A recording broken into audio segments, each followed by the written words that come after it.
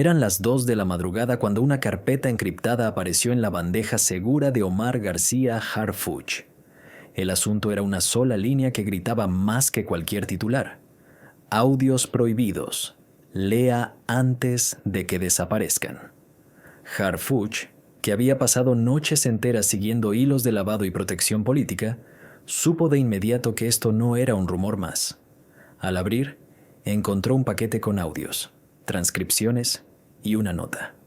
Si esto sale, México despierta. Ese enunciado fue el primer gancho. El segundo fue la lista de nombres asociada a cada grabación: políticos, empresarios y jueces. La sensación en la sala fue de hielo. Alguien había decidido provocar un sismo político.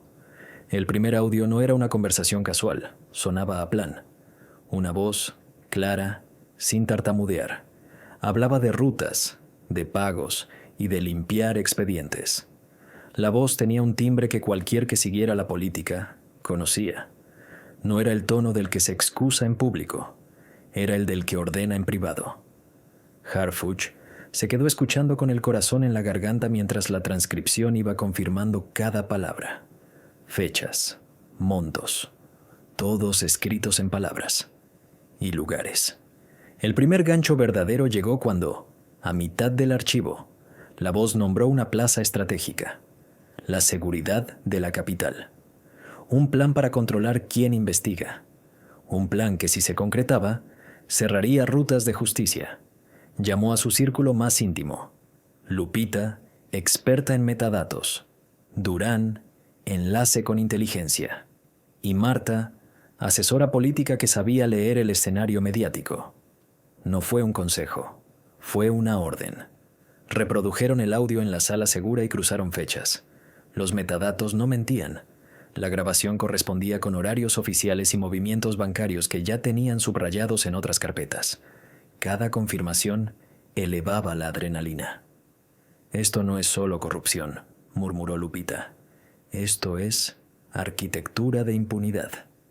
Esa frase quedó como un gancho interno que luego sería músculo en la narrativa pública. Había que moverse con cautela y con velocidad.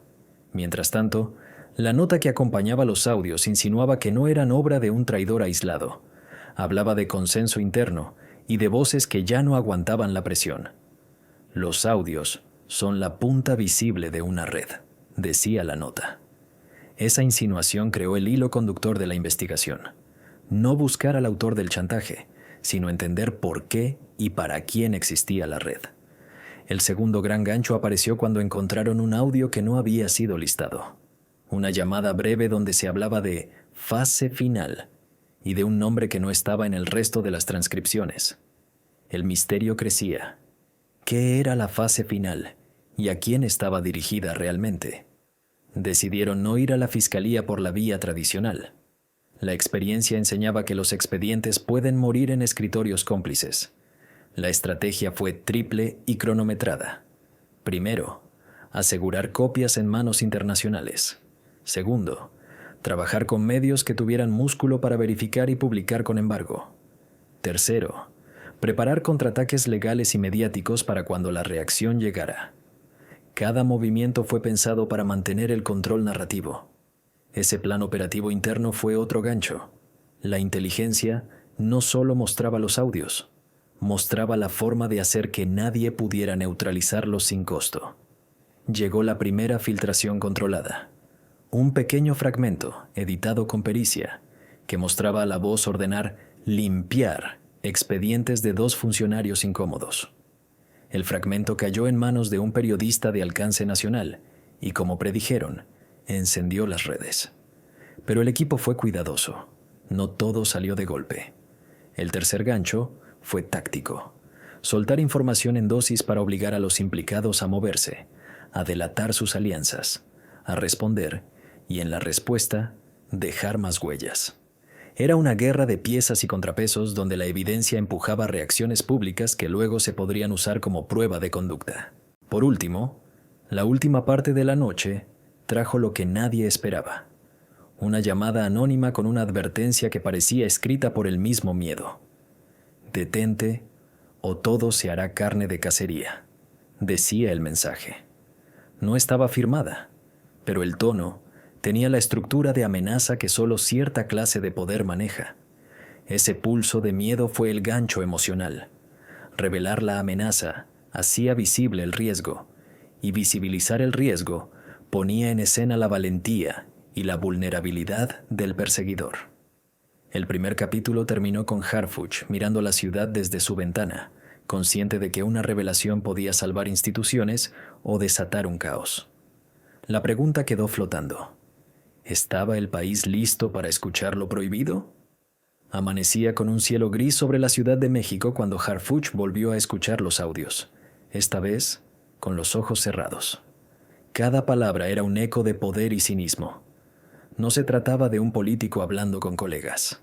Era el tono de quien da órdenes a operadores que entienden demasiado bien lo que significa hacer que desaparezca. El reloj marcaba las 7:30, pero el aire en la oficina ya olía a tensión. Afuera, la ciudad despertaba. Adentro, el país temblaba en silencio. El primer gancho de la mañana llegó cuando Lupita entró con una cara que no necesitaba explicación. Omar, hay un audio nuevo. No venía en el paquete original. Lo subieron hace una hora a un servidor temporal y lo borraron enseguida, pero lo alcancé a capturar. En la pantalla, un archivo titulado Noche de Acuerdos. El audio empezó con risas, copas y música de fondo. Luego, una voz grave, masculina, que pronunció sin pudor nombres de mandos policiales y fiscales. Si controlamos las carpetas, controlamos los tiempos. Si controlamos los tiempos, nadie puede acusarnos. Harfuch sintió un escalofrío. Esa frase no era planeación política, era confesión pura. A mitad del archivo, otro hombre mencionó una lista de pagos para mantener calma en la prensa. Los montos estaban descritos en palabras, no en cifras, como si quisieran dejar claro que no era transacción sino pacto. Lupita pausó el audio. ¿Te das cuenta?, dijo. Esto no solo destruye reputaciones. Si esto sale completo, reconfigura la historia reciente. Ese era el gancho narrativo más poderoso. No solo un escándalo, sino una grieta en la memoria del país. Durán, con su tono seco de soldado, cortó el aire. Tenemos que decidir. ¿Filtramos o judicializamos? Marta respondió antes de que Harfuch hablara. Si judicializamos, muere el caso. Si filtramos sin contexto, lo acusan de guerra sucia. Necesitamos una estrategia híbrida. En el centro de la mesa, el expediente abierto parecía un campo minado. Cada audio era dinamita pura. Cada nombre, una chispa. Harfuch se levantó, caminó hacia la ventana y habló sin girarse. Esto ya no se trata de política. Esto se trata de control del miedo. Y el miedo solo cambia de dueño si alguien lo expone primero. Esa línea fue el gancho emocional que el equipo necesitaba para continuar. Mientras tanto, en redes sociales empezaban los rumores. Alguien había filtrado un fragmento corto con la voz distorsionada de Moreno diciendo: ellos creen que mandan, pero los que tienen los audios somos nosotros. En cuestión de minutos, el hashtag #audios prohibidos se volvió tendencia. Los comentaristas especulaban, los voceros negaban, y el país, por primera vez en meses, escuchaba algo que sonaba más real que cualquier discurso. El gancho mediático estaba funcionando, la intriga estaba sembrada, pero la tormenta apenas comenzaba. Lupita identificó un patrón en los archivos. Cada audio tenía un pequeño ruido de fondo distinto, como si cada reunión hubiera sido grabada en un lugar simbólico. Uno tenía sonido de mar, otro, murmullos de restaurante, otro, un tic-tac rítmico. Tras analizar frecuencias, descubrió algo escalofriante. Todos los ruidos coincidían con lugares donde se habían tomado decisiones políticas cruciales los últimos años. No era coincidencia, era memoria sonora del poder. Cada audio es una coordenada, explicó ella. Si juntamos los lugares, tenemos el mapa de un sistema paralelo de decisiones. Ese descubrimiento fue el nuevo gancho. La historia ya no trataba solo de lo que se dijo, sino de dónde se dijo. Harfuch pidió silencio, abrió un nuevo documento y escribió con letra firme: Plan de exposición controlada. Sabía que el siguiente paso no sería solo publicar, sería desatar reacciones en cadena. El plan consistía en liberar 3 audios en intervalos de 12 horas, cada uno con una pista nueva que revelara una parte del rompecabezas. ¿Por qué 12?, preguntó Durán. Porque 12 horas bastan para que ellos reaccionen, y su reacción nos da la siguiente prueba, respondió Omar. Esa lógica de caza era su marca. No se trataba de ir detrás de los culpables, sino de hacer que los culpables se delataran solos. La primera entrega salió al amanecer siguiente. En el video, una voz, la de Moreno, inconfundible, decía: los expedientes no se eliminan, se guardan. Así controlas lealtades. El impacto fue inmediato. Las redes se saturaron de comentarios. Algunos exigían su renuncia, otros gritaban montaje. Pero la verdadera batalla estaba en los pasillos del poder. Un asesor del Congreso llamó a Harfuch en tono casi suplicante. Esto puede caerse todo, Omar. No sabes lo que estás moviendo. Él respondió con una frase que se volvería titular. No lo estoy moviendo yo. Lo movieron ellos cuando decidieron grabarse. Mientras los medios ardían, un dato inesperado apareció en el análisis forense. Los audios no provenían de un solo dispositivo. Al menos 3 grabadoras habían participado. Eso implicaba que alguien dentro del propio círculo de Moreno estaba colaborando o traicionando. Lupita cruzó horarios de vuelo, reuniones y conexiones de red. En menos de 2 horas encontró coincidencias. Una de las grabaciones se había hecho el mismo día de una reunión privada con gobernadores en Campeche. Otra, durante una cena en la capital. Esto es una red interna, dijo. Hay manos dentro que ya no confían en él, y eso lo vuelve aún más peligroso. El gancho narrativo crecía. No era una sola traición, era un derrumbe interno. Al caer la noche, Harfuch recibió un sobre físico en su casa. No tenía remitente. Dentro, una USB con un solo archivo y una nota escrita a máquina. Escucha esto antes de las 5 de la mañana. Después será tarde. El archivo se titulaba Testigo Cero. Cuando lo reprodujo, la voz no era la de Moreno, sino la de un operador de confianza. En esa grabación se hablaba de cómo se construyeron los audios, de quién los grabó y de por qué. La última frase congeló a Harfuch. Si esto sale, no hay país que aguante el golpe. Esa advertencia fue el clímax perfecto para cerrar la segunda parte.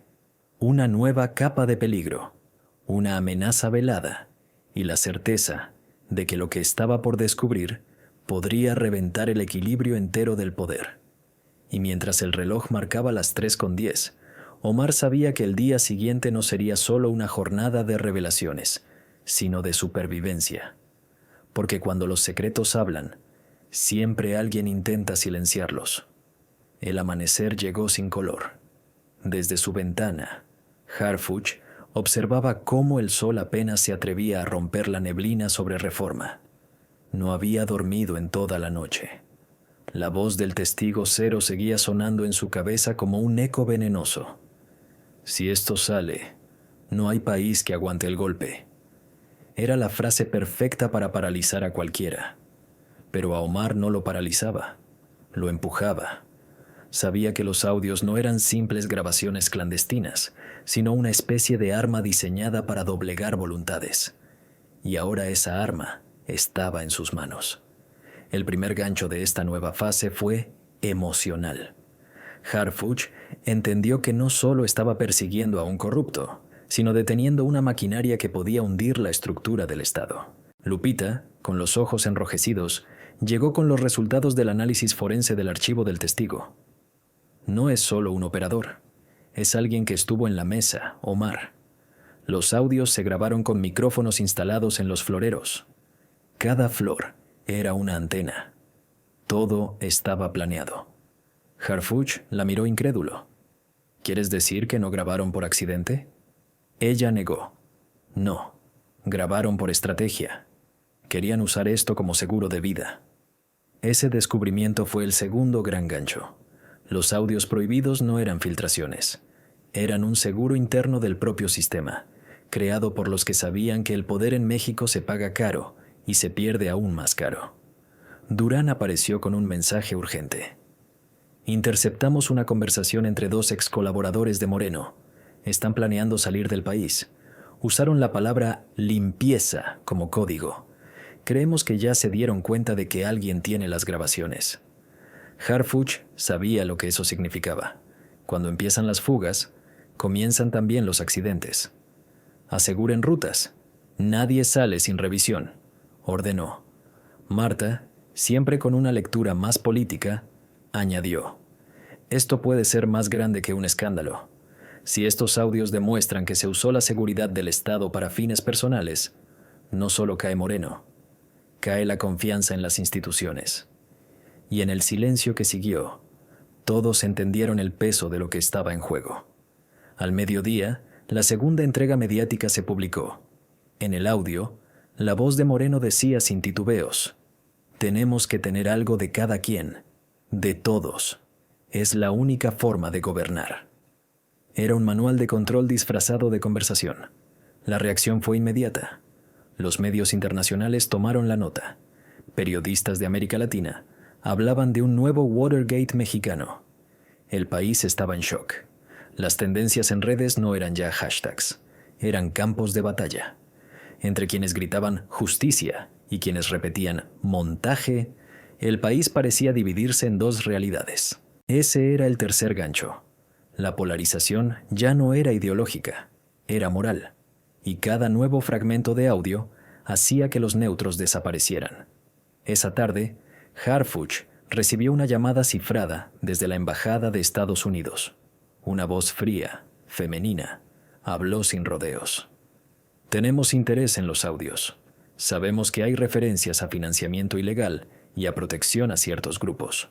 Si se confirma, podemos activar cooperación.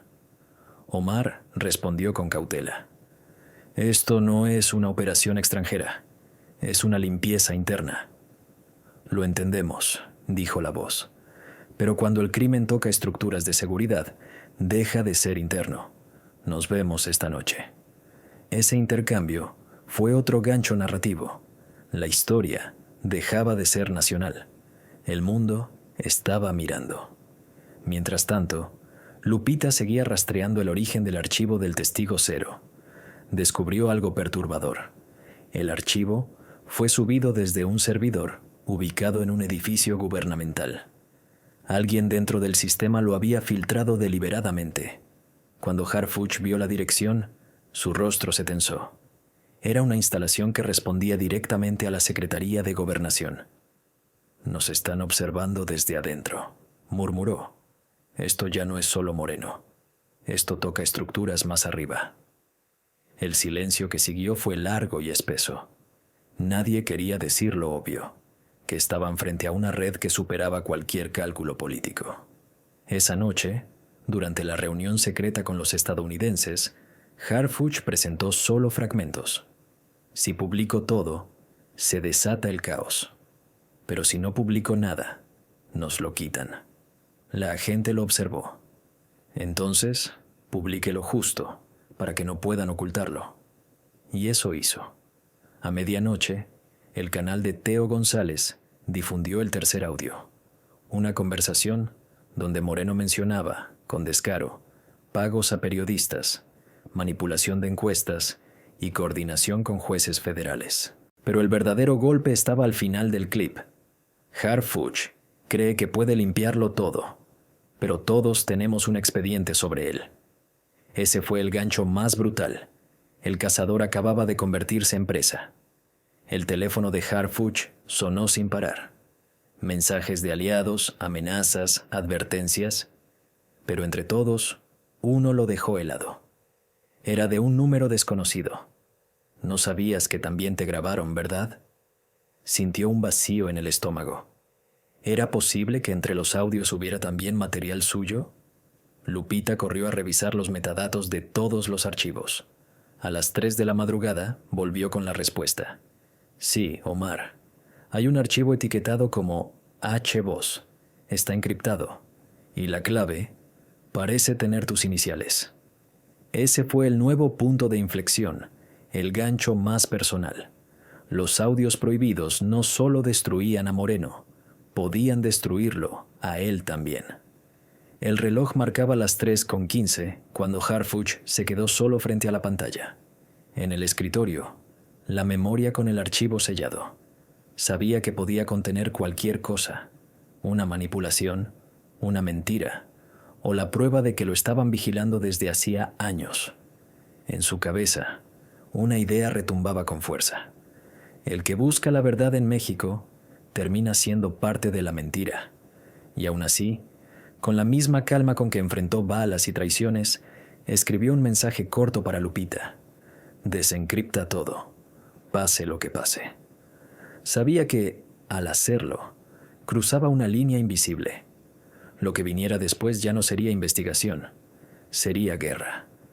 Y mientras el archivo comenzaba a abrirse, la ciudad dormía sin saber que al amanecer despertaría ante una nueva verdad, o ante una nueva mentira. El amanecer se rompió con el pitido agudo de las notificaciones cifradas. El archivo etiquetado como HBoss había sido abierto. Lupita lo hizo con las manos temblando, rodeada de silencio. En la pantalla apareció una onda de sonido y una fecha, 24 de junio. Harfuch apenas respiraba. Cuando la reproducción comenzó, escuchó su propia voz, pero lo que decía no recordaba haberlo dicho nunca. Si seguimos con esto, ellos van a caer, pero nosotros también. Era él, sin duda, pero el contexto sonaba manipulado, como si alguien hubiera cortado frases y pegado otras. Ese fue el primer golpe del día, el gancho emocional que lo sacudió. El cazador estaba siendo editado como trofeo.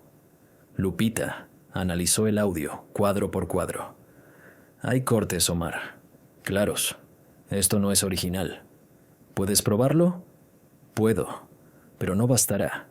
Van a difundirlo antes de que terminemos el análisis. Esa certeza los hirió como una sentencia, porque si los audios prohibidos habían sido su escudo, ahora se volvían su jaula. Harfuch comprendió que la verdadera batalla no era por los archivos, sino por el control del relato.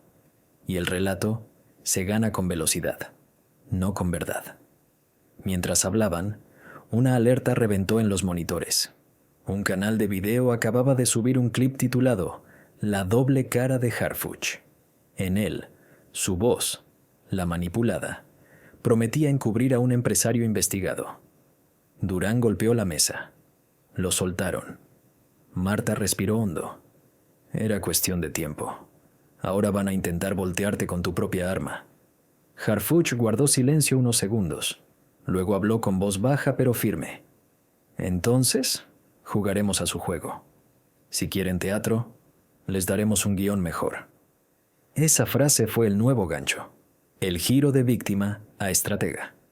Ordenó preparar una respuesta pública, pero no en conferencia, en formato documental. Quería mostrar los audios, los metadatos, los cortes, todo. No vamos a negar. Vamos a demostrar cómo manipulan. Era una jugada de alto riesgo. Si fallaba, lo crucificaban. Si funcionaba, los desenmascaraba. La noche siguiente, el video titulado Los audios completos se estrenó. En él, Harfuch aparecía frente a cámara sin corbata, sin poses, solo con un tono cansado y honesto. Sí, esa es mi voz, dijo, pero no mis palabras. Los audios prohibidos no son solo evidencia de corrupción, también son prueba de cómo se fabrica la verdad en México. El video duraba apenas 8 minutos, pero su efecto fue inmediato. Los periodistas que habían defendido a Moreno empezaron a guardar silencio. Algunos medios internacionales pidieron acceso a las grabaciones originales. El fuego mediático cambió de dirección. El país no sabía a quién creer, pero al menos volvía a dudar. Y en la duda, Harfuch encontraba oxígeno. Esa madrugada, mientras revisaba los reportes de tendencia, un mensaje privado llegó a su canal seguro. Solo decía, lo hiciste bien, pero aún falta la parte 6. Nadie en su equipo sabía de qué hablaba. Harfuch Pidió rastrear el origen. La señal provenía de un servidor anónimo en Europa. Junto al mensaje, un archivo comprimido titulado El cierre. ¿Lo abrimos?, preguntó Lupita. Sí, pero grábalo todo. El archivo contenía transcripciones de reuniones que nadie fuera de los involucrados conocía. Fechas, nombres, planes para manipular procesos judiciales. Y al final, un documento interno con sello del propio partido. La frase en negritas heló la sala. Objetivo: neutralizar a OGH antes de octubre. Ese fue el gancho más crudo. Una orden de eliminación velada en burocracia. Durán, con la mandíbula apretada, habló sin rodeos. Eso es una amenaza formal, Omar. Marta añadió. No es una amenaza. Es un calendario. Por primera vez en días, Harfuch sintió algo parecido al miedo. No por él, sino por los suyos. Llamó a su madre, a su familia, dio instrucciones para moverlos discretamente. Luego, miró el reloj. Faltaban 3 horas para el amanecer. Vamos a publicar todo, dijo al fin. Sin cortes, sin nombres borrados. Que el país lo vea completo. Lupita lo miró con preocupación. Si haces eso, no hay vuelta atrás. Ya cruzamos la línea hace tiempo, respondió.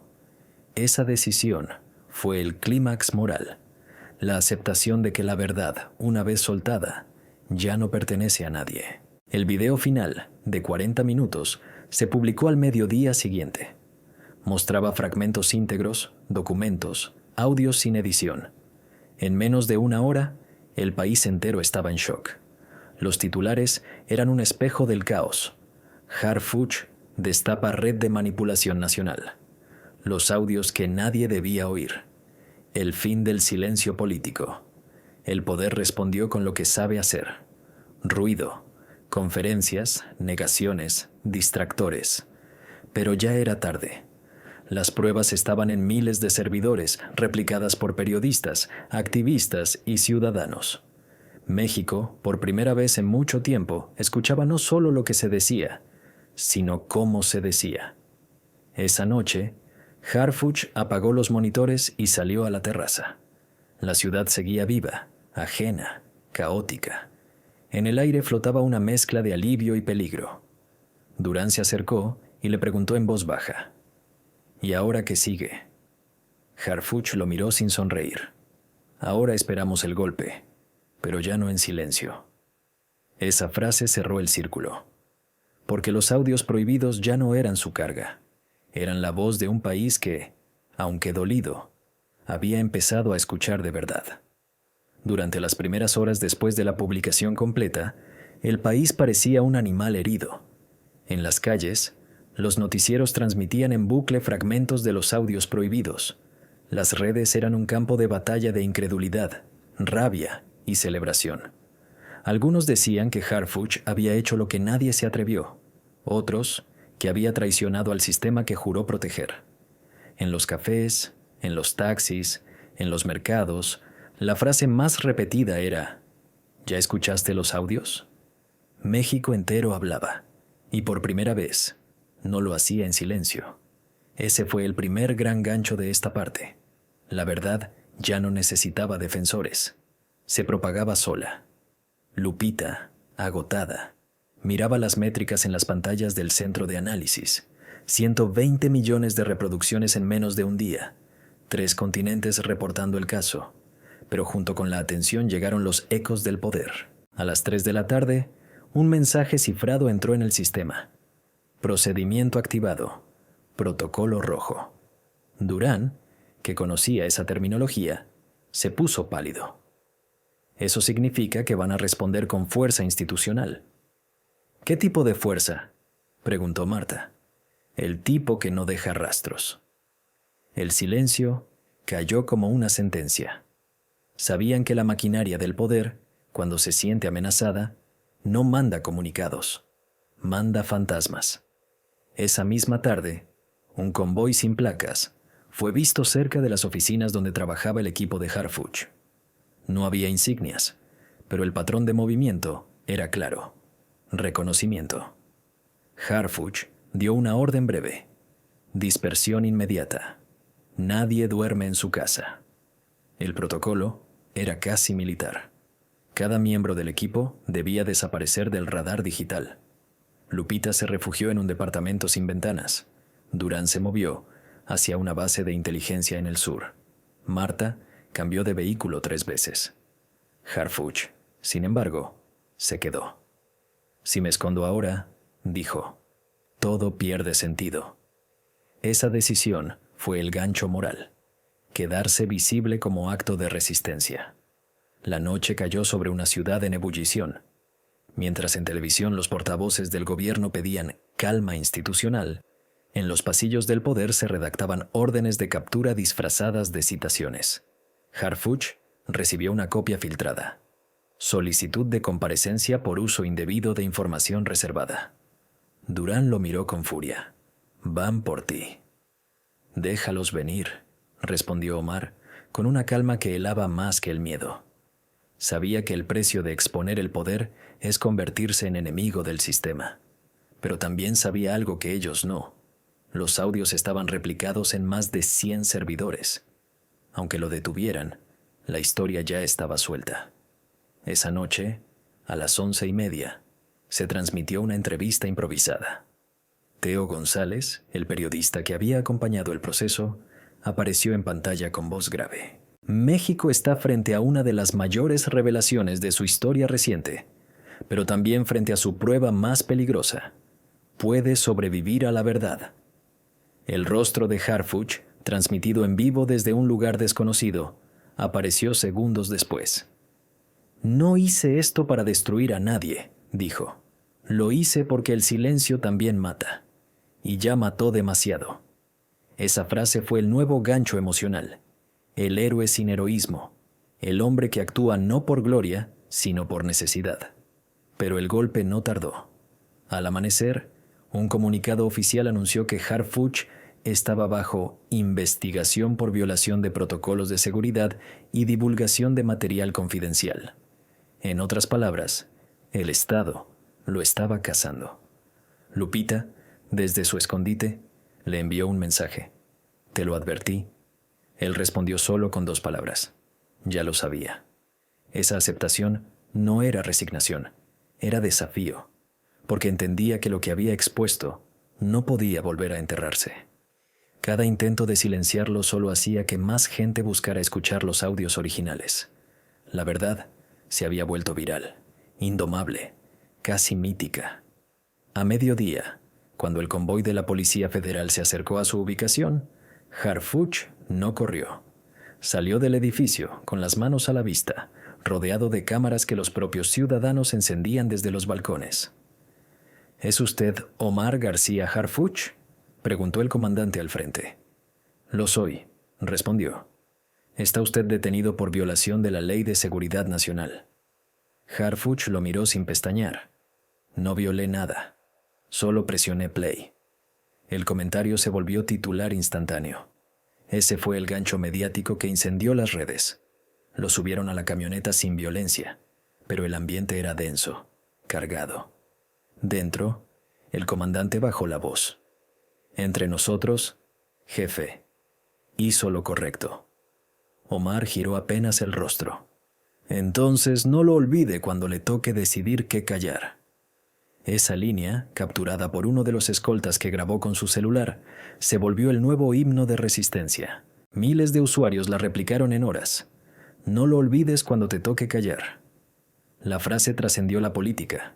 Se volvió mantra, graffiti, consigna. Esa noche, mientras lo trasladaban a una instalación militar, una multitud comenzó a reunirse frente al edificio. No eran manifestantes organizados ni simpatizantes partidistas. Eran ciudadanos con auriculares, escuchando en sus teléfonos los audios prohibidos. Los altavoces improvisados repetían su voz, y la de Moreno, y las de todos los implicados. Era un coro de verdad y de ruina. El aire olía a cambio, a miedo y a justicia. Durán, escondido entre la multitud, miró hacia el cielo y murmuró. Lo logró. Les quitó el silencio. Porque, aunque el cuerpo de Harfuch estaba detenido, su voz ya era imposible de arrestar. Al amanecer siguiente, Los noticieros lo confirmaron. El gobierno se había dividido. Un bloque pedía su liberación inmediata, otro, su castigo ejemplar. Pero en cada rincón del país, una pregunta se repetía con fuerza. ¿Quién grabará a los que aún no fueron grabados? Ese fue el último gancho de la jornada. La sensación de que la historia aún no terminaba. Solo había cambiado de micrófono.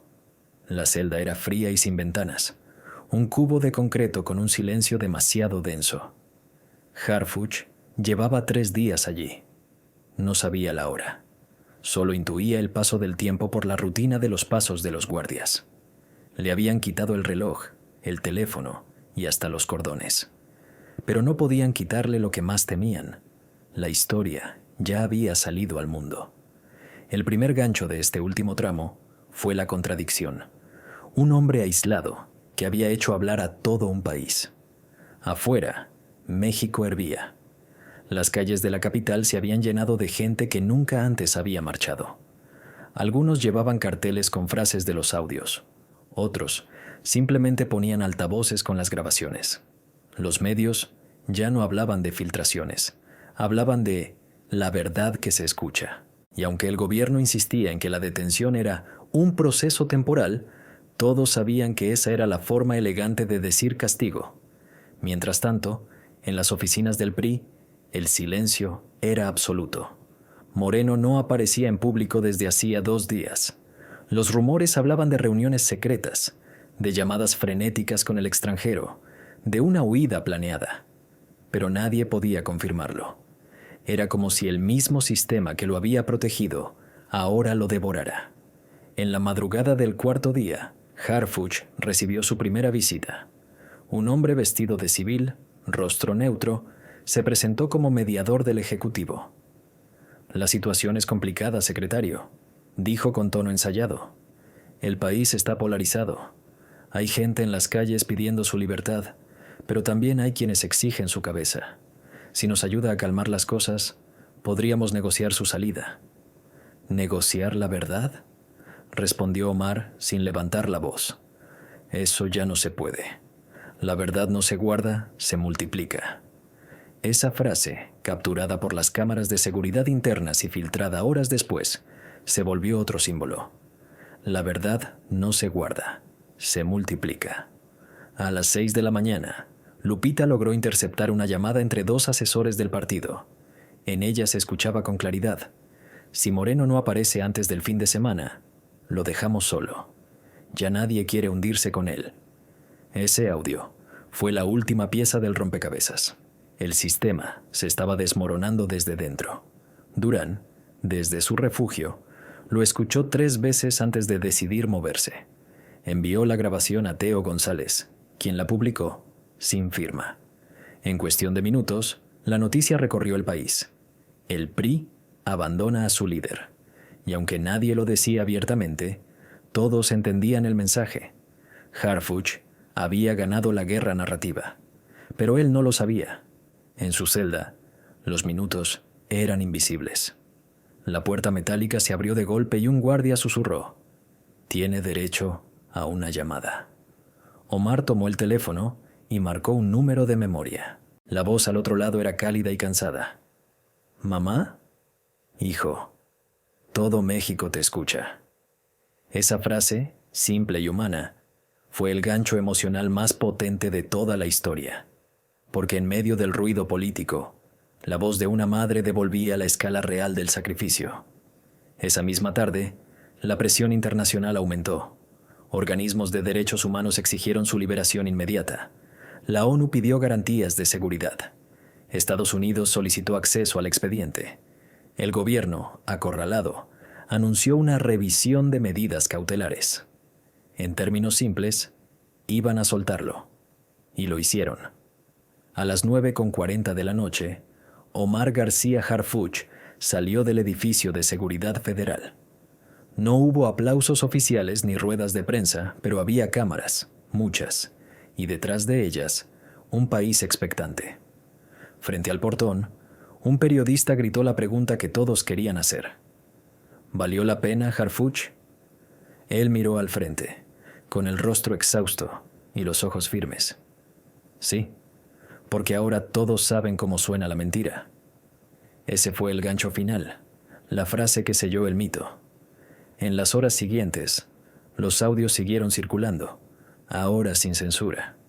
Cada fragmento era analizado, memorizado, diseccionado. Moreno fue visto por última vez en un aeropuerto del Caribe. Ningún canal volvió a mostrarlo. El Congreso convocó a una comisión de investigación. Algunos la llamaron la limpieza moral del siglo. Otros, simplemente, la consecuencia inevitable. Omar, en silencio, volvió a su oficina. La misma donde, semanas atrás, había recibido el primer mensaje con la frase: "No es solo corrupción, es un plan". Sobre su escritorio, una sola hoja de papel con una nueva nota anónima. El plan terminó, pero el juego no. La miró un momento y sonrió con tristeza. Sabía que era verdad. En México, las historias nunca cierran, solo cambian de voz. Apagó las luces, caminó hacia la ventana y vio la ciudad iluminada, respirando entre el caos y la esperanza. Pensó en los audios, en los nombres, en los riesgos, en la sangre y en el silencio. Y murmuró para sí: si el poder tiene oídos, que escuche. El viento movió las cortinas. Afuera, las sirenas se mezclaban con el rumor de la gente. Y por primera vez en mucho tiempo, México no solo miraba, escuchaba.